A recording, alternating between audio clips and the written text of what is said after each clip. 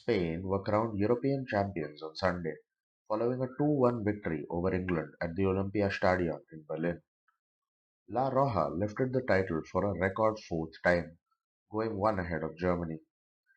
Three of their triumphs, of course, have come since the turn of the millennium.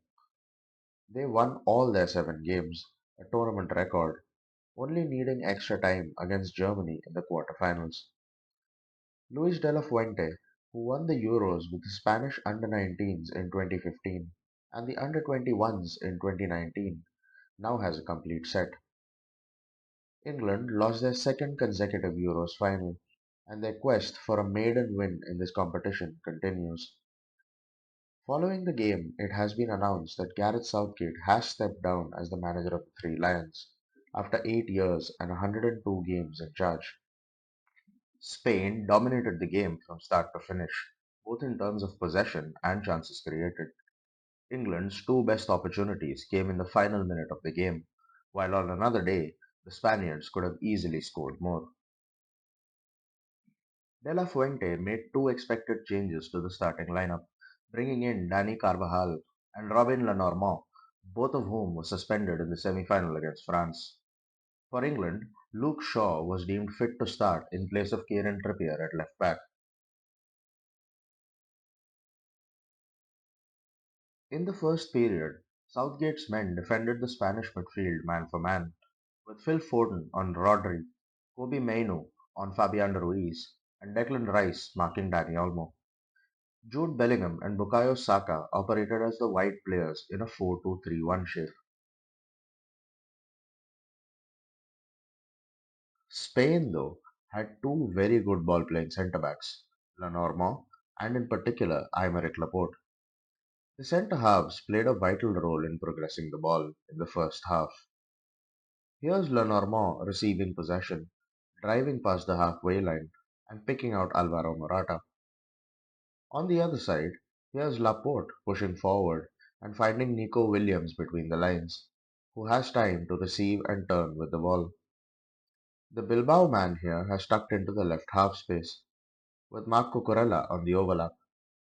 In another instance, a few minutes later, Williams is hugging the touchline, while the Chelsea fullback occupies a more central zone. This understanding between Williams and Cucurella was one we saw to great effect throughout the tournament, and saw Saka, one of England's most potent attacking threats, regularly forced to track back. Neither goalkeeper was really threatened in the opening 45, though there were a couple of instances where Spain will feel they should have done better.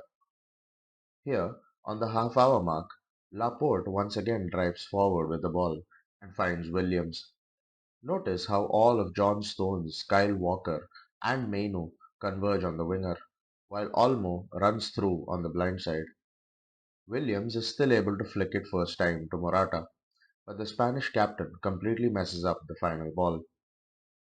With 2 minutes to go until half-time, Laporte is allowed to run a long way and is well inside the England half when he releases a through ball to Morata. Stones and Gay do well to get back ultimately and concede a corner.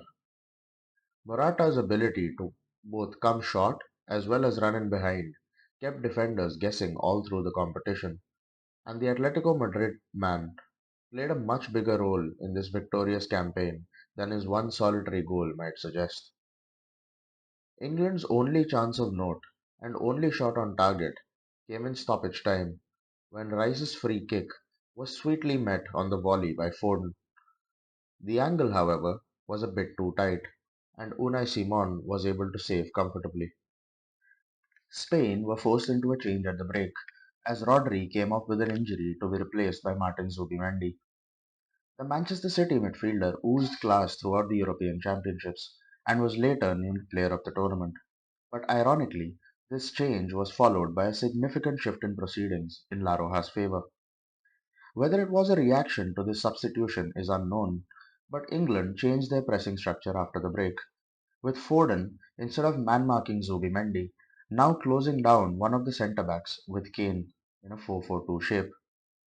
This could have been to stop Lenormand and Laporte progressing with the ball and to be more positive overall, but it left Spain with a numerical advantage in midfield. In Rodri's absence, Ruiz dropped back with far more regularity to progress the ball, as we see from the difference in his touch maps in the two halves. This is still 20 seconds into the second half, where we see Declan Rice backing up the high press by staying close to Zubimendi, leaving Olmo completely unmarked further up the pitch and attracting the attention of Walker. This was a common theme in the second 45, as we'll see later on.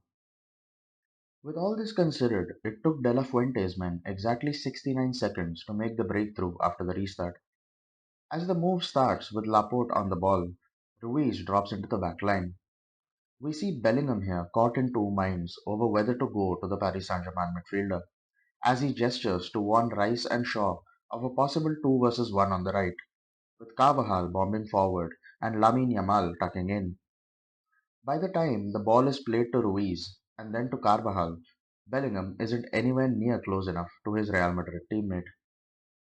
The back plays a brilliant first-time flick to Yamal, who is able to drive inside and look up. Walker is occupied by almost run into the box, leaving Williams completely free at the back post to produce a beautiful finish across Jordan Pickford. England had fallen behind in every one of their knockout games against Slovakia, Switzerland, and the Netherlands before coming back to win. On this night, however, they were up against a team who had no intention to sit back after taking the lead. One of Spain's most impressive qualities in the tournament was the variety of ways in which they could hurt the opposition. Here, 2 minutes after the goal, England aren't pressing Lenormand, with Foden sticking to Zubimendi. Carvajal from right back takes up a central position, leaving the wide space to be taken up by Yamal, who drags Shaw with him into the Spanish half. Watch Carvajal set off here as Lenormand gets ready to play the ball long. As the punt upfield reaches Morata, Spain are up against the last line of defense. Once again, Walker's eyes are on Olmo bursting through from midfield, leaving Williams under no pressure whatsoever as he collects. The 22-year-old would have been forgiven going for goal, having scored already, but he brilliantly picks out Olmo with a firm side-footed pass. The RB Leipzig man beats Stones with his first touch, but horribly scuffs his effort wide. On other occasions, when England did press high, Olmo remained unmarked, as discussed earlier. Here, Rice once again has backed up the press by coming close to Zubimendi, and we see Olmo completely free at the bottom right. The Arsenal midfielder isn't sure of whom to mark. As he sees Simon gearing up to go long, he moves towards Olmo. This leaves a gaping hole in the middle of the pitch, and the goalkeeper fizzes the ball along the ground all the way to Morata up front. Even though it didn't lead to a goal or a chance, that, in my opinion, was one of the passes of the tournament.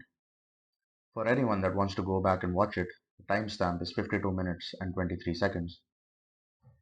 As we move it on further, Rice's movement towards Olmo has left Zubimendi free to collect Morata's pass and run into space. Unfortunately for Spain, the Real Sociedad man doesn't have the pace to get away from Stones, who brings him down and gets booked in the process. Another similar clip here from a few minutes later.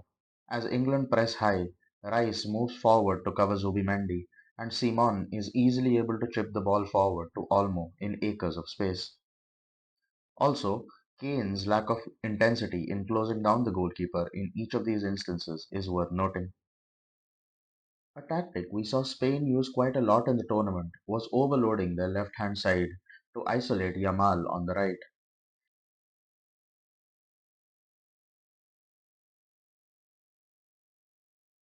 As we see here on minute 55, all of Ruiz, Zubimendi and Olmo are on the left, with Foden, Mainu and Rice staying close to them. Cucurella from left back is one of the furthest men forward, dragging Saka with him and essentially forcing England into a back five.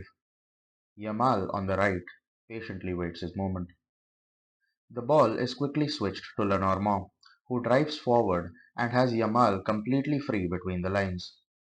This is a pretty funny image, as we see Bellingham, Shaw, and Gay all pointing to the 17-year-old starlet, but nobody going to him. Ultimately, the Barcelona man is allowed to receive, turn, look up, and play an inch perfect through ball to Morata. The striker's scuffed effort seems to be going well wide, as Stones clears away. In an attacking sense, England were facing the same issues they did throughout the tournament, as we see here early on in the second half. Foden, Bellingham, and Kane are looking for the ball to be played to feet, and there aren't any runners in behind. As the ball is played out to Walker, he only really has Kane at the back post to try and find with his cross, a delivery he ultimately overhits. Southgate relied on individual brilliance to get him out of jail all through the tournament, and was hoping for something similar here as well. The closest that came to happening was on 64 minutes, when Bellingham produced an outstanding turn to take out three Spanish players before shooting narrowly wide from just outside the box. A few minutes before this, on the hour mark, Southgate took off Kane and brought on Ollie Watkins, who came off the bench to score a stoppage time winner in the semi-finals. The difference in what the Aston Villa man offers was visible almost immediately. Here, he makes the run in behind and gives Walker the option to play the ball over the top. A minute later, we see a clearly higher intensity compared to Kane while closing down the goalkeeper, with Simon's resulted rushed clearance comfortably managed by Stones. Spain, though, were creating high-quality chances with way too much ease. Here, on 66 minutes, Pickford's long ball is easily cut out by Cucurella, who finds Williams. Walker's position is too wide, and the Bilbao winger has time and space to play a pass that bypasses England's midfield and sets up a 3v2 for Spain. The ball is ultimately worked out to Yamal, who slaloms his way into the box before attempting to find the far corner. Pickford scrambles across and gets a finger on it to tip it wide. With 20 minutes to go, Cole Palmer came on for Maino, a move that saw Foden move out to the right and Bellingham play as the central midfielder alongside Rice.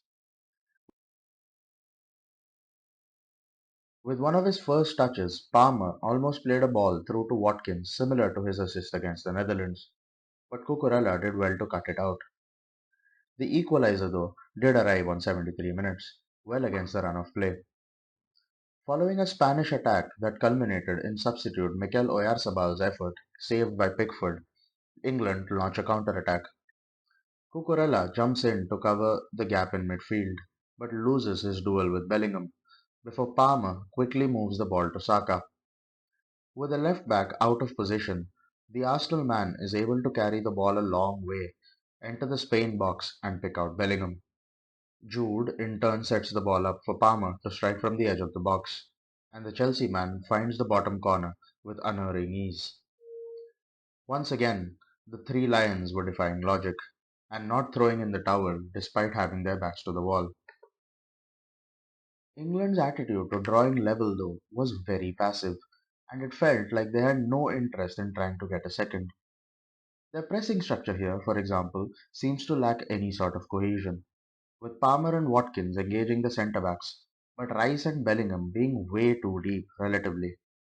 Both Ruiz and Zubimendi here can easily receive the ball between the lines under no pressure whatsoever. The winner, which arrived with just over 4 minutes left to play, saw Spain move up the pitch with shocking simplicity. This is following a throw-in, and Palmer is caught on his heels as Laporte plays forward to Ruiz. Notice the gap between the double pivot and the forward players here, as Ruiz picks out Olmo. As Rice looks to close him down, the ball is played to Oyarzabal.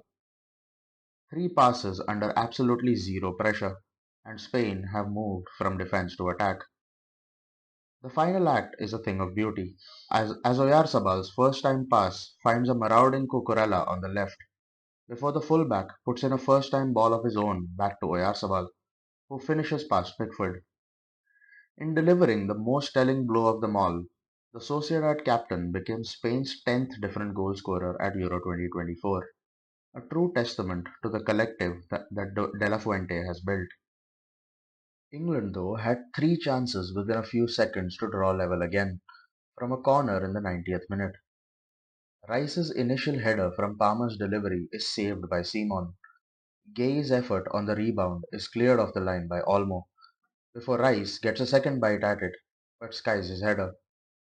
Olmo scored three times at the Euros, but didn't celebrate any of those strikes with the vigor that he showed following the goal line clearance. It was, well and truly, a job well done.